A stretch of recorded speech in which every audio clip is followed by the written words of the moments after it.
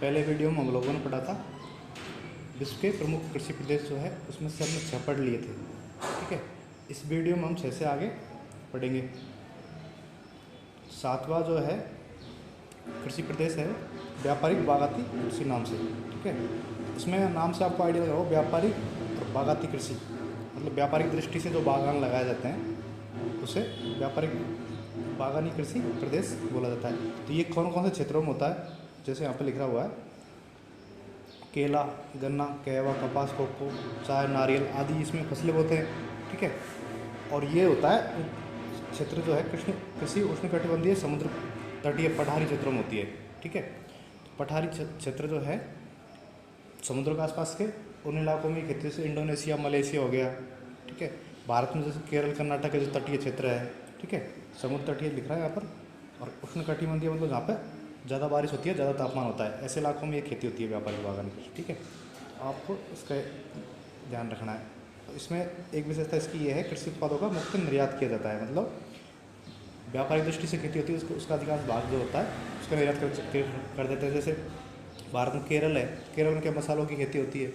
ठीक है, कहवा वगैरह होता है वहाँ पर कर्नाटक में, उसका भी क्या है निर्यात हो जाता है, अधिकांश दूसरे देशों को निर्यात कर दिया जाता है। ठीक है, तो ये व्यापारिक बागाती कृषि क्षेत्र हो गया आपके।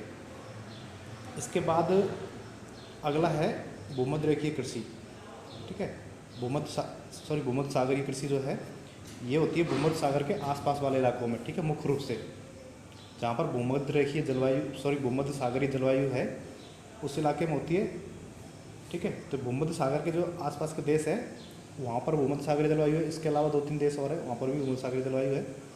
तो वहाँ उस इलाके में जो है भूमध्य सागरीय कृषि होती है। ठीक है, इस कृषि की विशेषता क्या है, इसकी विशेषता ये है निर्वाह एवं व्यापारिक दोनों प्रकार की है। ठीक है, खुद के जीवन निर्वाह के लिए कुछ फसलें इसमें बोते हैं और कुछ फसलें व्यापार करने के लिए बोते हैं लोग। ठीक है, इस कृषि में काफ़ी विविधता है, मतलब इसमें बहुत सारी प्रकार की फसलें हैं वो बोई जाती है। जैसे इसमें रसदार फसलें मतलब जो नींबू है, अंगूर है, संतरा है, इस तरह के जो किन्नू है, इस तरह के जो फसल है रसदार मतलब रस वाली फसलें और खट्टे फल जो है। ठीक है, इस तरह की खेती यहाँ पर ज़्यादा होती है। ठीक है, जैसे फ्रांस वगैरह का नाम आपने सुना हो, बियर वगैरह शैंपेन वगैरह जो है कॉमन थी। फ्रांस, इटली जो है वहाँ की बियर फेमस है। तो जो बियर वहाँ क्यों बनती है, क्योंकि वहाँ पे अंगूर ज़्यादा पैदा होते हैं। तो ये भूमध्य सागरीय एरिया है, उसी में होती है। ठीक है, अंगूरों की खेती मुख्य रूप से भारत में होती है लेकिन बहुत कम होती है। ठीक है, इसके अलावा यहाँ पर सब्जी, गेहूँ, जैतून, जौ आदि जो फसलें हैं वो खुद के घर के यूज़ के लिए भी ठीक है उगाते हैं। तो ये इसमें दोनों चीज़ें हैं, निर्वाह और व्यापारिक दोनों दृष्टि से होती है भूमध्य सागर कृषि। इसमें कौन कौन से देश आ जाएंगे भूमध्य सागर के आसपास, जैसे फ्रांस हो गया, इटली हो गया, पुर्तगाल, स्पेन, नीचे जो मोरक्को, अल्जीरिया वगैरह है अफ्रीका के, वो देश हो गए। इसके अलावा साउथ अफ्रीका है और ऑस्ट्रेलिया का जो कुछ पार्ट है जहाँ पर भूमध्य सागरीय जलवायु है, वो सारे देश इसमें आ जाएंगे। ठीक है, भूमध्य सागर कृषि प्रदेश में। इसके बाद 9वां है व्यापारिक अन्न उत्पादक कृषि। ठीक है, व्यापारिक अन्न उत्पादक कृषि जो है ये होती है शीतोष्ण कटिबंधीय घास के मैदानों में। घास के मैदान 2 प्रकार के थे, आपने फर्स्ट ईयर में पढ़ा था। तो उष्ण कटिबंधीय मतलब जहाँ पर तापमान बारिश ज़्यादा होती है, और दूसरा शीतोष्ण कटिबंधीय जहाँ पर तापमान थोड़ा कम है, ठंडा इलाका है और बारिश थोड़ी कम होती है, ऐसे तो उनको बोलते हैं शीतोष्ण कटिबंधीय घास के मैदान। तो इसमें आएंगे आपके स्टेपी वगैरह आ जाएंगे। ठीक है, उन इलाकों में ये होती है व्यापारिक अन्न उत्पादक कृषि। तो इस पर नाम से आपको आइडिया लग रहा हो, व्यापारिक दृष्टि से अन्न उगाते हैं इसमें। ठीक है, अन्न मतलब जो खाद्यान्न है, जैसे गेहूँ हो गया। ठीक है, इस तरह के जो खाद्यान्न है वो यहाँ उगाते हैं। ठीक है, इसमें विशेष क्षेत्र में एक फसल का विशेषीकरण पाया जाता है, मतलब इसमें अधिकांश एक फसल उगाते हैं। जैसे एक इलाके में गेहूँ उगाते हैं, दूसरे इलाके में दूसरी फसल जो जौ वगैरह वो उगाते हैं, मक्का उगाते हैं। ठीक है, इस क्षेत्र में मुख्यतः गेहूँ की खेती होती है। ठीक है, फर्मों का आकार काफ़ी बड़ा होता है। फर्मों का आकार बड़ा इसलिए होता है क्योंकि ये ऐसे इलाकों में होती है जहाँ पर क्षेत्रफल अधिक है। जैसे रूस है, तो रूस का क्षेत्रफल बहुत ज़्यादा है। संयुक्त राज्य अमेरिका है, उसका एरिया भी काफ़ी बड़ा है। तो वहाँ पर भी जो घास के मैदान है वहाँ पर ये खेती होती है। इस कारण से खेतों का जो आकार है वो बड़ा होता है, फर्मों का आकार बड़ा होता है। इसमें मशीनों को अधिकतम उपयोग किया जाता है। मशीनों का यूज़ होने के 2 कारण हैं, एक तो खेतों का आकार बड़ा है तो उसमें मानव काम करना मुश्किल है पूरे बड़े खेतों में। ठीक है, दूसरा कारण ये है इसमें जो है यहाँ पर जनसंख्या घनत्व कम है, यहाँ पर लोगों की संख्या कम है। इस कारण से श्रमिक आसानी से मिलते नहीं है, महंगे मिलते भी। तो मशीनें इस काम को आसानी से कर देती है बड़े एरिया में। ठीक है, मशीनों का यूज़ अधिक होता है, कृषि का स्वरूप विस्तृत होता है। ठीक है, और सामान्यतः कृषि बिना सिंचाई के की जाती है। सिंचाई करना मुश्किल है क्योंकि लंबे चौड़े खेत है, बहुत बड़ा एरिया होता है, एक ही किसान के पास बहुत सारी ज़मीन होती है, तो इस कारण से वहाँ पर सारे में खेती करना मुश्किल है। ठीक है, प्रति एकड़ उत्पादन कम होता है। ठीक है, ये इसकी विशेषता हो गई। इसमें अब है 10वां, ठीक है, 10वां जो है कृषि प्रदेश वो है मिश्रित कृषि प्रदेश। तो मिश्रित कृषि का मतलब आपको पता होगा, इसमें फसल उत्पादन और पशुपालन दोनों साथ साथ होते हैं। मतलब फसलें बोते हैं लोग खेतों में, और उससे जो चारा वगैरह होता है उसको पशु, उसके आधार पर पशु पालते हैं। ठीक है, उनको खिला देते हैं चारे को, इसके बेस पे वो पशुपालन करते हैं। ठीक है, तो इसलिए इसको मिश्रित कृषि बोलते हैं। इसमें दोनों मिक्स होते हैं। ठीक है, मिक्स फार्मिंग इस, ठीक है। इसका अगली विशेषता है ये होती है विकसित देशों के सघन जनसंख्या वाले एरियो में, जैसे ब्रिटेन है, फ्रांस है, अमेरिका, कनाडा, ऐसे दो जो विकसित देश है, वहाँ के जो इलाके हैं जहाँ पर जनसंख्या ज़्यादा है, उन इलाकों में इस प्रकार की खेती होती है, क्योंकि इससे दोनों काम एक साथ हो जाते हैं। दूध वगैरह को बेच देते हैं, निर्यात कर देते हैं, पनीर वगैरह बना के। ठीक है, और जो दूसरा ये है फसल उत्पादन। फसल उत्पादन अधिकांश फसलें ऐसी होते हैं जो पशुओं के चारे वगैरह काम आती है। ठीक है, और जीवन खुद के निर्वाह के लिए भी काम आती है इस तरह से।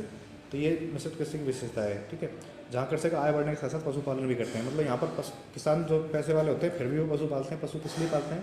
क्योंकि वो निर्यात करते हैं, दूध, पनीर, मांस वगैरह का निर्यात करते हैं। ठीक है, कृषि में फसल चक्र की पद्धति अपनाई जाती है। तो इसमें फसल चक्र मतलब एक साल अलग फसल ले ली, फिर अगले साल दूसरी फसल लेंगे, एक ही। 11वां कृषि प्रदेश है वो है व्यापारिक दूध पशुपालन कृषि। ठीक है, व्यापारिक दूध पशुपालन कृषि। इसमें व्यापार की दृष्टि से, ठीक है, दूध के व्यापार की दृष्टि से पशुपालन किया जाता है। ये नाम से क्लियर हो रहा है कि व्यापार की, सॉरी, दूध के व्यापार की दृष्टि से पशुपालन होता है यहाँ पर। ठीक है, तो यह कृषि होती है पश्चिमी यूरोप, उत्तरी अमेरिका, महान झील क्षेत्र, दक्षिण पूर्व ऑस्ट्रेलिया, न्यूजीलैंड। ये जो देश है यहाँ पर इस प्रकार की खेती होती है, जैसे पश्चिमी यूरोप, ब्रिटेन, आयरलैंड वगैरह। उत्तरी अमेरिका के जो महान झील क्षेत्र है, 5 जिले अमेरिका में जो इलाका है उसके आसपास का, वहाँ पर इस प्रकार की खेती होती है। दक्षिण पूर्वी ऑस्ट्रेलिया, ऑस्ट्रेलिया जो देश है उसका दक्षिण पूर्व भाग, और न्यूजीलैंड, ये जो एरिया है इस वर्ल्ड में जहाँ पर व्यापारिक दूध पशुपालन कृषि होती है। तो ये व्यापारिक दूध पशुपालन प्रदेश हो गया। ठीक है, तो इस तरह से आपको पढ़ना है। इसमें मुख्यतः गाय पाली जाती है। ठीक है, पूंजी और श्रम की अधिक आवश्यकता होती है, क्योंकि इसमें अधिकांश काम मशीनों वगैरह से होता है, और श्रम भी ऐसा होता है जो एक विशिष्ट कौशल के हिसाब से होता है, मतलब उसको सीखना पड़ता है पहले से, इस तरह का काम होता है उसमें। ठीक है, तो ये इसकी विशेषता हो गई। अगला है विशिष्ट बागवानी कृषि। ठीक है, तो विशिष्ट बागवानी कृषि का मतलब है इसमें व्यापारिक स्तर पर सब्जी, फल एवं फूलों का उत्पादन किया जाता है।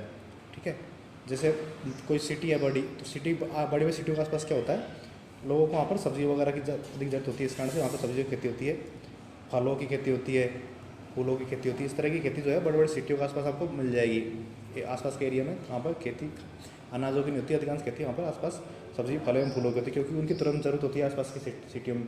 अगर नगरों से दूर खेती की जाएगी फलों सब्जियों की, तो वहाँ से उनको लाना थोड़ा वो ख़राब होने की संभावना ज़्यादा होती है, और उनको फिर खर्चा ज़्यादा आता है वहाँ से लाने में। तो इस कारण से जो सिटी है उनके आसपास के एरियो में इस तरह की खेती होती है, विशिष्ट बागवानी बोलते हैं इसको। ठीक है, इसको ट्रक फार्मिंग बोलते हैं अमेरिका में। ट्रक फार्मिंग इसलिए बोलते हैं क्योंकि आसपास की जो सिटी है तो वहाँ से माल को ट्रकों से ले जाते हैं, तुरंत रोज़ के रोज़ सप्लाई होती है ट्रकों से। ठीक है, इस तरह की खेती जो है उसको विशिष्ट बागवानी बोल दिया। यह गहन कृषि है। ठीक है, इसमें साल में कई सारी फसलें बोते हैं, एक से अधिक फसलें बोते हैं। ठीक है, अधिक श्रम एवं पूंजी का उपयोग होता है, ये भी इसकी विशेषता है। इस तरह से आपका ये जो विश्व के प्रमुख कृषि प्रदेश है, ये टॉपिक समाप्त होता है यहाँ पर। ठीक है।